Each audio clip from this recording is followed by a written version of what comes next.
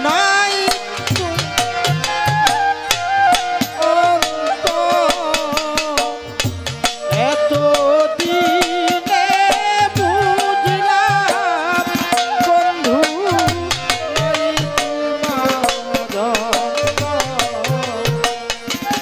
এত দিনে বুঝলাম বন্ধু নাই তোমার এত পাশা হইবারে বন্ধু আগে যদি জানিতাম তবে কি আর বন্ধু তোমায় ভালোবাসিতাম তবে কি আর বন্ধু তোরে ভালোবাসিতাম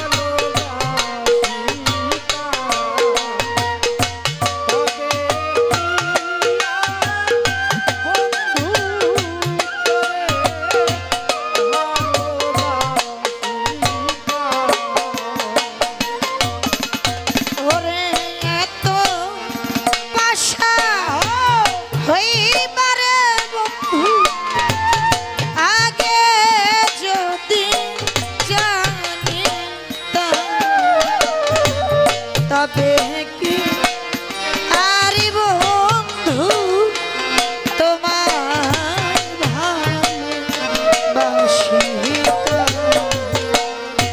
কি দোষী পায়া ভাঙ্গা দিল আমার সুন্দর সুখের ঘর এত দিনে বুঝলাম বন্ধু নাই তোমার অন্তর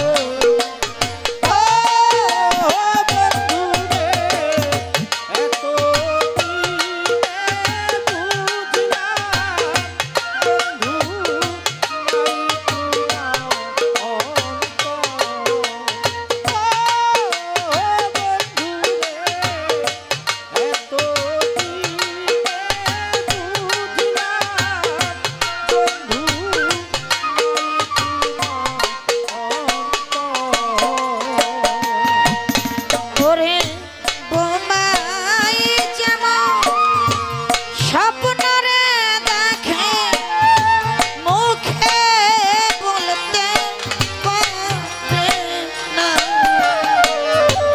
সেই দোষ আমারি দুঃখ কইল সারে না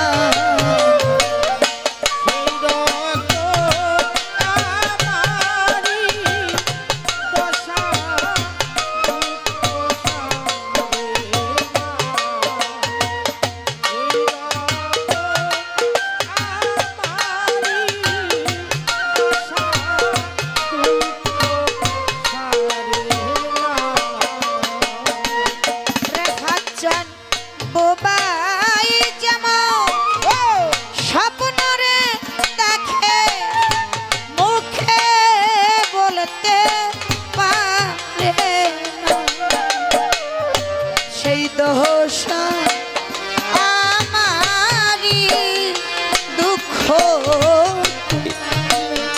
সারে না পরদেশি করে কেউ না হয় বুঝলাম আমি অনেক বিপদ এত দিনে বুঝলাম বন্ধু নাই তোমার অন্তর ও বন্ধু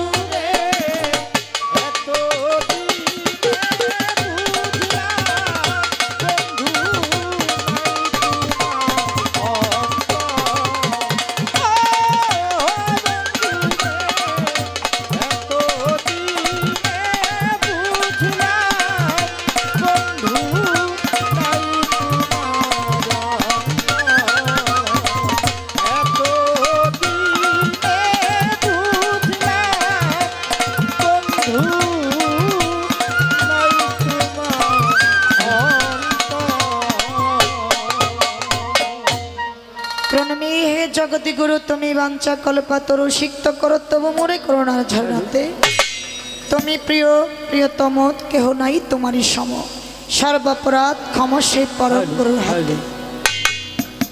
একটা মিউজিক বাজালেন, মিউজিকের সাথে একটু গাওয়ার চেষ্টা করলাম, ভুল ত্রুটি মার্জনা করবেন। যে মিউজিকের গানটা বাজলো, এই গানটা যিনি লিখেছে, যিনি সুর করেছে, যিনি গেয়েছে মুজিব পরদেশী, ভক্তি রাখি।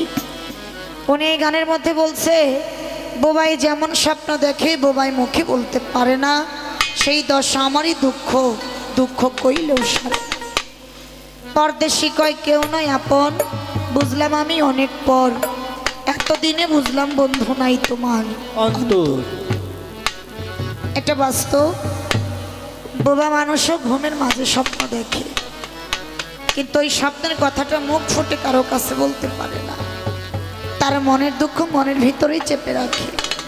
তদ্রূপ আপনার দুঃখটা তার কাছে বললেই বুঝবে যে আপনার মতো দুঃখী। যে আপনার মতো দুঃখী না, সে কোনোদিন দুঃখের কথা বোঝে না, কেননা দুনিয়াতে সুখী মানুষ কোনোদিন দুঃখের বেদন বোঝে না। অত্যন্ত চমৎকার। আমার গুরুজির কাছে যে কথা, যে আলোচনা আমার ছিল, সেই কথাগুলা মীমাংসা করে আমাদের প্রত্যেকের মাঝে একটা ভাবের উদয় করেছে। যে ভাব দেশের মধ্যে আমরা প্রত্যেকেই ডুবেছিলাম, যে ভাবের সাথে ভাব মিলিয়ে বাউলের সম্রাট প্রয়াত আব্দুর রশিদ সরকার সাহেব, ওনার একটা গানের বাণী আছে, যেই দেশের মানুষের সাথে আমার মন মিশে, আমাকে নিয়ে চলো দয়াল তোমার সেই দেশে।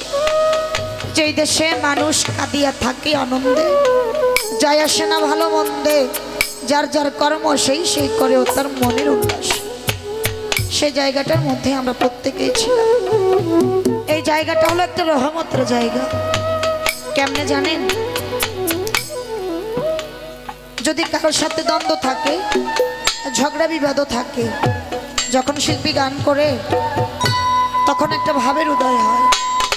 ওই ভাবের সময় একে অন্যের সাথে বুকটা মিশাইয়া তাপিত প্রাণটা শীতল করে। ওই সময় যদি যার সাথে ঝগড়া হয়েছে তার সাথেও যদি বুকটা মিশাইতে যায়, তখন কিন্তু সে তারে বাধা দেয় না। কেন দেয় না? ওর সাথে যে শত্রুতা, ওর সাথে যে ঝগড়া হয়েছে, এই কথাটা তখন তার মনেই থাকে না। এই জায়গাটা তেমনই একটা জায়গা, বেহেশতের বাগান, রহমতের জায়গা। সেই জায়গার মধ্যে আল্লাহ পাক বসিয়েছে, বসার তৌফিক দিয়েছে। এই জন্য মালিকের দরবারে লাখো কোটি শুকরিয়া আদায় করি। এবার যে কথা বলছে আমার মুর্শিদ কেবলা, যে আলোচনা করেছে, বাজান একটু ছোট বাজাও। আমি পাপী মানুষ, ভজন সাধন কর্ম আমার মধ্যে কোনোটাই নাই, কিন্তু ছোট মানুষ একটা কথা বলি বাবা, আমার কথা শোনেন আর না শোনেন, আমার ছাত্র বাজান যে কথাগুলো বলতেছে, এই কথার ভিতর থেকে আমরা যদি দুই একটা কথা তুলে আমল করি, জীবনে অনেক লাভ হবে, ক্ষতি হবে না। কি বাবা বাচ্চু বিশ্বাস কি বলেন? জীবনে লাভ হবে, ক্ষতি হবে না। কিন্তু আমরা তো রঙ্গ রসে মজে আছি, সবই কিছু রং নিয়ে খেলা করতেছি। তাই যদি না হতো, দেখেন বাউল বিচারে গান, যেই গানের মধ্যে আল্লাহ আল্লাহ রাসূলের কথা বলা হয়, যেই গানের মধ্যে পিতা মাতার কথা বলা হয়, যেই গানের মধ্যে পীর মাশায়েখের কথা বলা হয়, আল্লাহর ওলিদের কথা বলা হয়, আজকে সেই গান আমাদের কাছে ভালো লাগে না। আমি দেখছি অনেক জায়গায়, এই জায়গায় যদি ছাত্র সরকার, শিল্পী সরকার এই বাউল গান না দিয়া আসতে যদি একটা নাটক দিত, আজান দিলেও মানুষ সরত না। কি বাবা? আজান দেওয়ার পরেও কয়, হারে আজান এত তাড়াতাড়ি দিল, একটু লেট করে দিতে পারলো না। ওইটার মধ্যে মানুষ মুগ্ধ হয়ে আছে। কেন? এটার মধ্যে একটা রঙ্গরস আছে। আসলে একটা জিনিস চিন্তা করতে দেখলাম না, আমরা যে জিনিসটা নিয়ে রঙ্গরসে মজে রইলাম, আসলে কি এটাই? এই রঙ্গরসের বন্ধুকে নিয়ে মজে থাকলে কাজ হবে না। যেই বন্ধু আমার ধরাধামের বুকে পাঠাইছে, যেই বন্ধু আমার ভবপারের কান্ডারি, সেই বন্ধুর খবর নাই, রঙ্গরসের বন্ধুকে নিয়ে মজে রইলাম। কি বাবা? এই জন্য একটা গান আছে না, কি করিতে আসলাম ভাবে কি করিয়া গেলাম, শুধু মানুষ নামের দোহাই দিয়া পাপে ডুবে আর একটা গানের ছন্দ আছে, গানের ছন্দে মন আনন্দে মাথা ঝুলাও তালে, বুঝলে না জিয়ন্তে মানুষ গায়কে কি। পায়ে ধরে বলে যাই, আমরা যার জন্য এসেছি আমরা সেই কাজ যেন করে যাই। অনেক কথা বলছি, অনেক আলোচনা করছে, আমি যারা বাহিরে আছি আমি অনুরোধ করব, আমি পালাক্ষেত্র থেকে একটি গান করব, তারপরে আস্তে আস্তে ভাবের দেশে চলে যাব। ভাবের সময় যেন আপনাদেরকে একটু কাছে পাই, তার কারণ এক হাতে তালি বাজে না, তালি বাজাইতে গেলে আরেকটা হাতেরই দরকার আছে। আমরা দুইজন শিল্পী একা একা ভাব দিয়ে মইরে যাবো গা, আপনার ভিতরে কোনো ভাব থাকবো না, ওইভাবে তো কোনো ধরা দিব না। তাই আপনাদের কাছে অনুরোধ করবো আপনারা আসবেন। যে পর্যায়ে এখন এই পর্যায় থেকে একটা গান করি, কারণ এখন আর প্রশ্নবোধক গান এরকম চলে না, আরাধনাতার কারণ রাত্রি 1টার উপরে বেজে গেছে, তাই সেদিকে লক্ষ্য করে একটি গান করব। গানের ভিতরে তারপরেও কিছু সংখ্যক কথা আমার থাকবে, তারপরে আস্তে আস্তে দয়াল যদি কৃপা করে, আমার হেফাজুদ্দিন চান এই জায়গায় আছে, দয়াল যদি কৃপা করে একটু সামনের দিকে যাওয়ার আমি চেষ্টা করব। ধন্যবাদ।